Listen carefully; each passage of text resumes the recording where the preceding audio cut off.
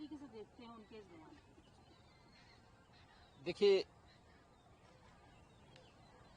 ये कांग्रेस के बुद्धिदाता हैं, तो स्वाभाविक रूप से कांग्रेस की बांटो और राज करो की जो नीति है उसी को सैम पित्रोदा आज बयान कर रहे हैं। कांग्रेस ने तो हमेशा ही देश को 1947 में बांटने के लिए जिम्मेदार कांग्रेस, सत्ता प्राप्ति की अतिलिप्सा, 1947 की भारत के विभाजन की त्रासदी के लिए जिम्मेदार है। आजादी के बाद भी जाति के नाम पर, क्षेत्र के नाम पर, भाषा के नाम पर देश को बांटने का पाप भी कांग्रेस ने किया है। सैम पित्रोदा का यह बयान अत्यंत निंदनीय है और कांग्रेस पार्टी को स्वयं के उन कृत्यों के लिए जो आज सैम पित्रोदा के मुंह से बोल रही है, बुलवा रही है, इसके लिए देश की जनता से माफी मांगनी चाहिए। वह उत्तर भारत, दक्षिण भारत, पूर्वी भारत, पश्चिमी भारत को किस रूप में बांटने का प्रयास कर रहे हैं, रंग और चमड़ी के आधार पर देश के किस खतरनाक साजिश का पर्दाफाश ये हो रहा है, ये सचमुच बहुत खतरनाक मंशा कांग्रेस की दिखाता है। अत्यंत शर्मनाक बयान है, निंदनीय है। भारत जैसे सनातन देश की 140 करोड़ भारतवासियों को अपमानित करने वाला है और कांग्रेस को इसके लिए देश की जनता से माफी मांगनी चाहिए। सैम पित्रोदा का ही एक और बयान है जिसमें उन्होंने राम मंदिर को भारत और भारतीय संस्कृति और विचारों के खिलाफ बताया। सैम पित्रोदा अपनी बुद्धि अपने पास ही रखें। उन जैसे बुद्धिमान लोग कांग्रेस के लिए मुबारक हों। भारतवासी राष्ट्र और राम को एक दूसरे के पूरक मानते हैं। भारत के अंदर मर्यादा पुरुषोत्तम प्रभु श्री राम भारत राष्ट्र की सांस्कृतिक एकता के आधार भी हैं। भारत का मूल चरित्र राम की चेतना से एक नया संजीवनी प्राप्त करता है। भारत के हर परिवार में राम मर्यादा के आदर्श माने गए हैं।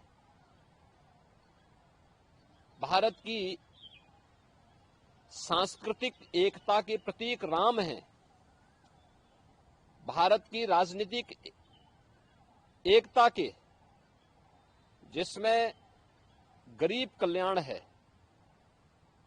जिसमें सबका साथ और सबका विकास का भाव है, सर्वे संतु निरामया का भाव निहित है, इसकी मूल चेतना प्रभु श्री राम से प्राप्त होती है। इसलिए राम मंदिर का निर्माण भारत के लिए गौरव का विषय है। जो भारत और भारतीयता पर जिनका विश्वास नहीं, जो हमेशा अच्छे कार्य के लिए जिनको शर्मिंदगी महसूस होती है, ईश्वर करे उनको ये शर्मिंदगी हमेशा मिलती रहे। लेकिन भारत के 140 करोड़ लोग और दुनिया में जहां कहीं भी सनातन धर्मावलंबी निवास करता है, पूरी दुनिया के अंदर जहां कहीं भी जो लोग मानवता के कल्याण के पक्षधर हैं, वह हर व्यक्ति राम मंदिर निर्माण से प्रफुल्लित है, आनंदित है और उसको भविष्य की बहुत सारी पॉजिटिव एनर्जी इस कार्यक्रम के माध्यम से उसे प्राप्त हुई है।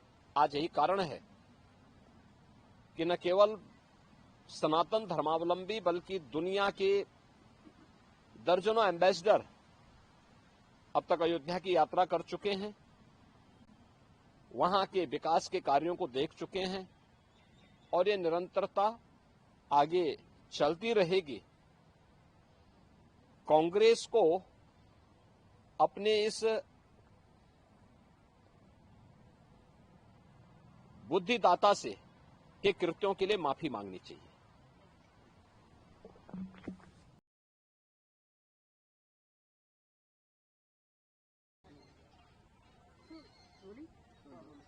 सर, सैम पित्रोदा का एक बयान आया जिसमें भारत को उन्होंने रंग और नस्लभेद पे बांटा है। आप किस तरीके से देखते हैं उनके इस बयान को? देखिए, ये कांग्रेस के बुद्धिदाता हैं, तो स्वाभाविक रूप से कांग्रेस की बांटो और राज करो की जो नीति है उसी को सैम पित्रोदा आज बयान कर रहे हैं। कांग्रेस ने तो हमेशा ही देश को 1947 में बांटने के लिए जिम्मेदार कांग्रेस, सत्ता प्राप्ति की अतिलिप्सा, 1947 की भारत के विभाजन की त्रासदी के लिए जिम्मेदार है। आजादी के बाद भी जाति के नाम पर, क्षेत्र के नाम पर, भाषा के नाम पर देश को बांटने का पाप भी कांग्रेस ने किया है। सैम पित्रोदा का यह बयान अत्यंत निंदनीय है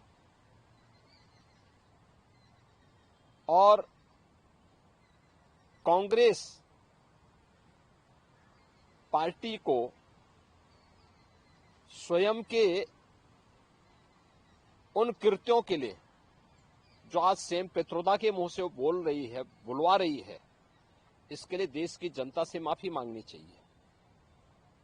वह उत्तर भारत, दक्षिण भारत, पूर्वी भारत, पश्चिमी भारत को किस रूप में बांटने का प्रयास कर रहे हैं, रंग और चमड़ी के आधार पर देश के किस खतरनाक साजिश का पर्दाफाश ये हो रहा है, ये सचमुच बहुत खतरनाक मंशा कांग्रेस की दिखाता है।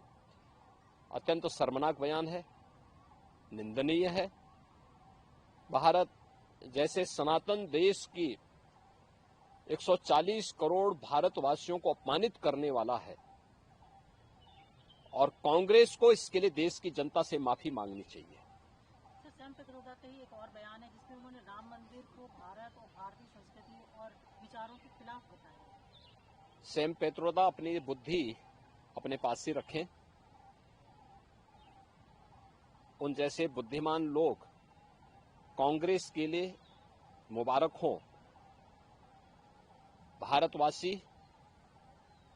राष्ट्र और राम को एक दूसरे के पूरक मानते हैं। भारत के अंदर मर्यादा पुरुषोत्तम प्रभु श्री राम भारत राष्ट्र की सांस्कृतिक एकता के आधार भी हैं। भारत का मूल चरित्र राम की चेतना से एक नया संजीवनी प्राप्त करता है। भारत के हर परिवार में राम मर्यादा के आदर्श माने गए हैं।